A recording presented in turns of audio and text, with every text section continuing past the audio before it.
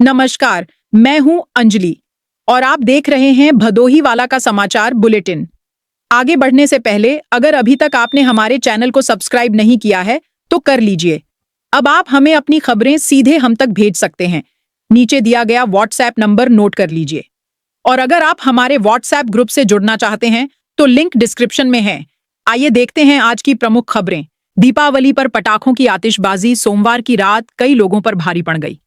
पटाखों की चिंगारी से जिले के अलग अलग स्थानों पर 17 लोग झुलस गए। घायलों का उपचार सरकारी अस्पतालों में कराया गया। दुर्गागंज सीएचसी पर जलने के सबसे अधिक 12 मामले आए। Bhadohi MBS of CHC Suriyawan पर 1 केस। जिला अस्पताल में 2 मरीज पटाखे से झुलसकर पहुंचे थे। दीपावली के दिन 3 लोग सड़क हादसों में घायल हो गए। शराब पीकर गिरने से 5 लोग घायल हुए। दिवाली की रात भदोही क्षेत्र 14 साल के आदर्श दुबे का चेहरा पटाखे की चिंगारी से झुलस गया। उपचार के लिए उसे एमबीएस अस्पताल भदोही पहुंचाया गया। रामरायपुर की 8 वर्षीय वर्षा राय को सीएचसी भदोही लाया गया। चिकित्सक के मुताबिक बालिका के चेहरे पर हल्की चोट आई थी। वहीं मोड़ के कोल्हुआ पांडेपुर में पटाखा फोड़ते समय प्रियांशु पुत्र आदर्श उम्र 2 साल घायल हो गए। परिवार के लोग पटाखा छुड़ा रहे थे। बच्ची वहीं खड़ी थी।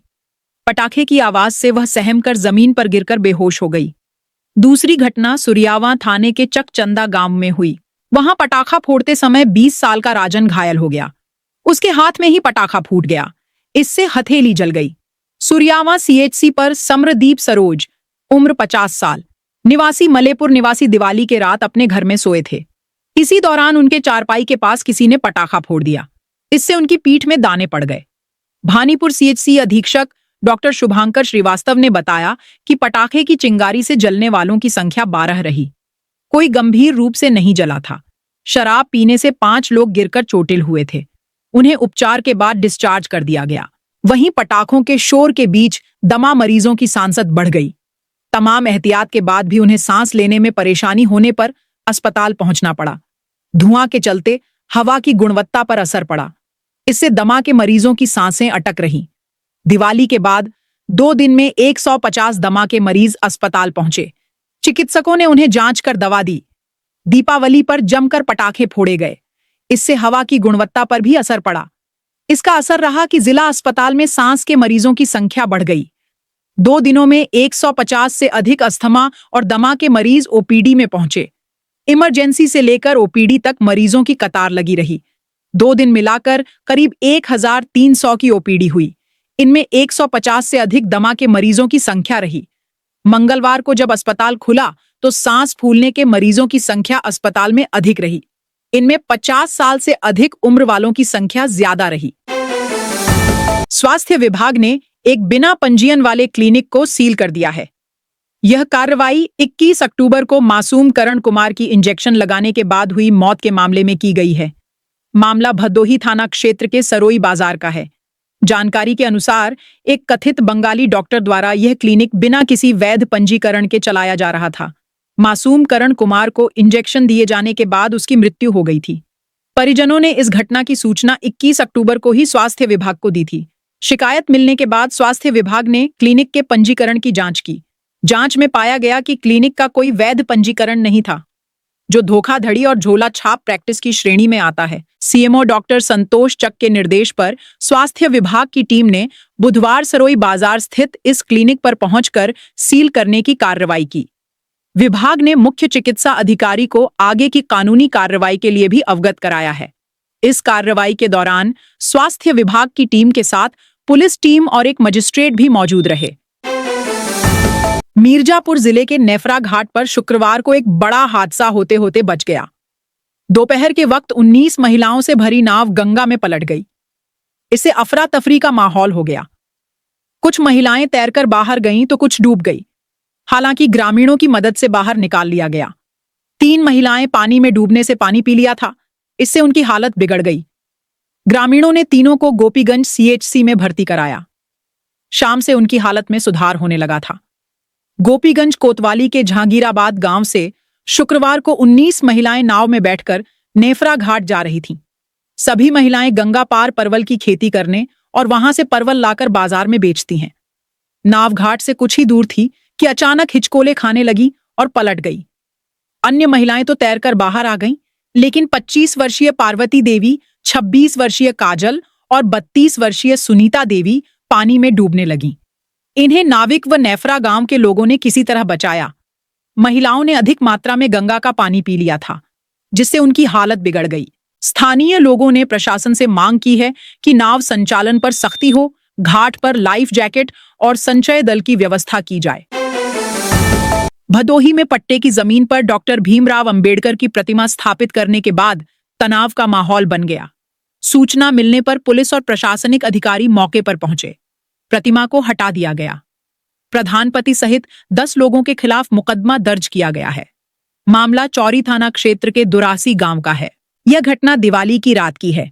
ग्रामीणों ने भोर में शौच के लिए निकलते समय मैदान में अचानक अंबेडकर की प्रतिमा देखी, जिससे वे हैरान रह गए। रातों रात प्रतिमा स्थापित होने की खबर फैलते ही ग्रामीणों की भीड़ जमा होने लगी। बताया जा रहा है कि जिस जमीन पर यह प्रतिमा रखी गई थी, वह सविता देवी, मीरा देवी और विवेक सहित अन्य लोगों के नाम लगभग 3 बीघा पट्टे पर दर्ज है। पट्टेदार भी सुबह होते ही मौके पर पहुंच गए। मामले की जानकारी मिलते ही पुलिस महकमे में हड़कंप मच गया। चौरी और औराई थानों की पुलिस फोर्स के साथ तहसीलदार भी मौके पर पहुंचे।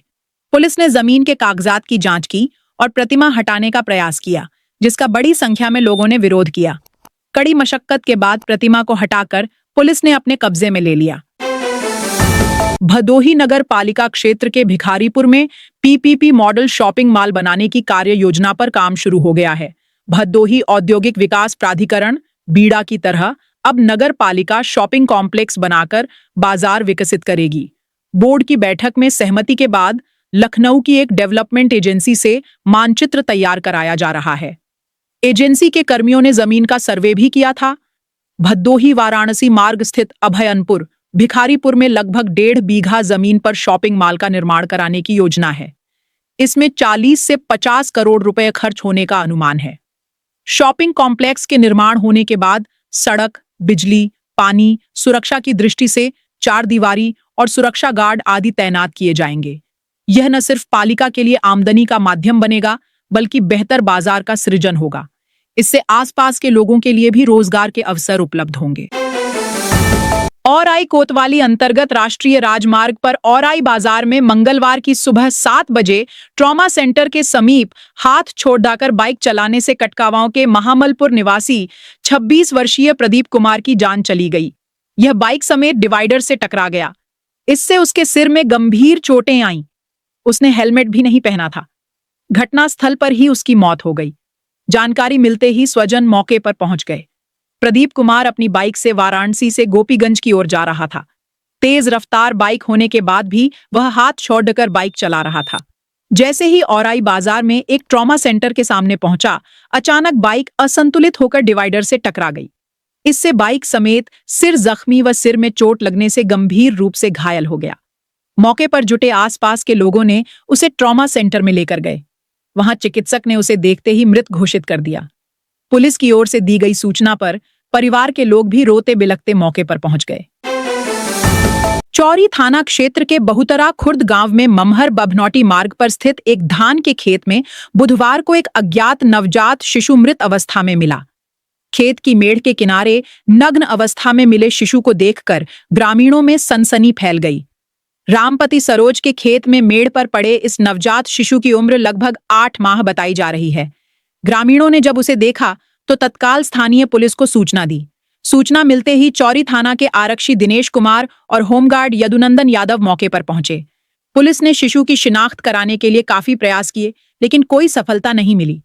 शिनाख्त न होने पर पुलिस ने नवजात शिशु के शव को कब्जे में लेकर नेवढ़िया घाट पर अंतिम संस्कार कर दिया।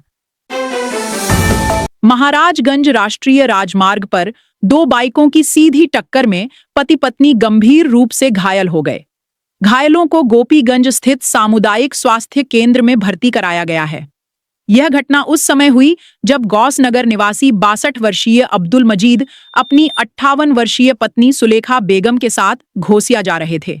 तिराहे पर नाली निर्माण कार्य चल रहा था, जिसके कारण जगह की कमी हो गई और उनकी बाइक की दूसरी बाइक से टक्कर हो गई। टक्कर के बाद अब्दुल मजीद और उनकी पत्नी सुलेखा बानो बाइक सहित गिर गए, जिससे उन्हें गंभीर चोटें आईं। आसपास मौजूद लोगों ने तुरंत घायलों को उठाया और गोपीगंज के सामुदायिक स्वास्थ्य केंद्र पहुंचाया, जहां उनका उपचार जारी है। भदोही कोतवाली क्षेत्र में मंगलवार रात ट्रेन से कटकर एक अज्ञात महिला की मौत हो गई। यह घटना रेवद्दा परसपुर रेलवे फाटक से लगभग 500 मीटर पश्चिम की ओर हुई। ट्रेन की चपेट में आने से महिला का शव बुरी तरह क्षत विक्षत हो गया।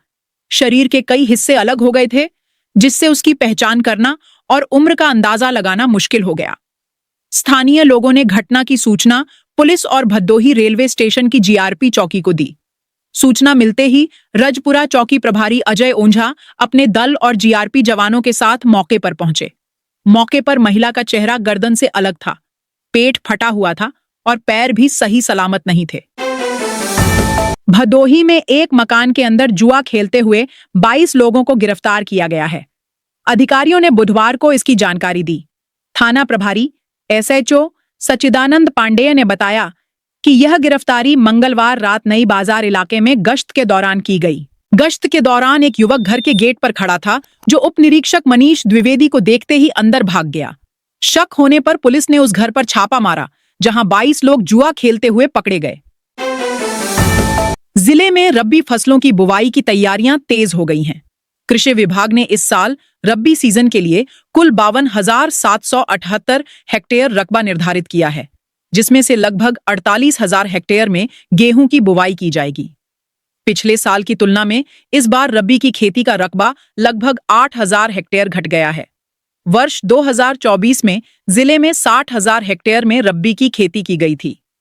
इस वर्ष निर्धारित 52,778 हेक्टेयर में से 48,000 हेक्टेयर में गेहूं की बुवाई होगी, जबकि शेष 4,000 हेक्टेयर में चना, मटर, मसूर और सरसों जैसी अन्य रबी फसलें उगाई जाएंगी।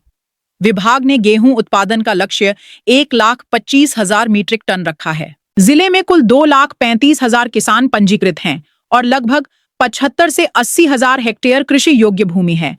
खेती के लक्ष्य को पूरा करने के लिए कृषि विभाग ने अपनी तैयारियां पूरी कर ली हैं। विभाग ने प्राथमिकता के आधार पर गेहूं, चना, मटर और सरसों के बीज मंगा लिए हैं।